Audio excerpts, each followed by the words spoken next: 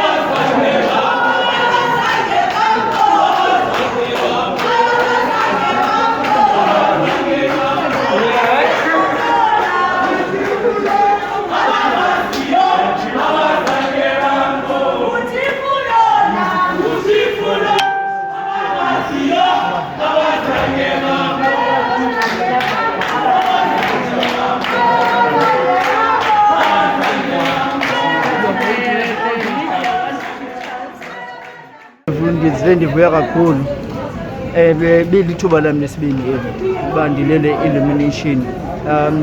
Ndisebenzisile yaphumela kwangempumelelo yayimpumelelo. Ifight belilungiselele i-rounds eziyi-12 but ke kwenzekile uba ifight iphele ku-round 7. Ngoku into ndiyijongileyo ndijonga uba ndilwe no-Ogawa no-Rakimov phakathi kwabo boyi-2 abazalwa apha ngoJulayi. Idate yona ndikabikho sure ngayo, then emva koko ndizalwe nabo mhlawumbi ekupheleni konyaka okanye next year. Audio preview.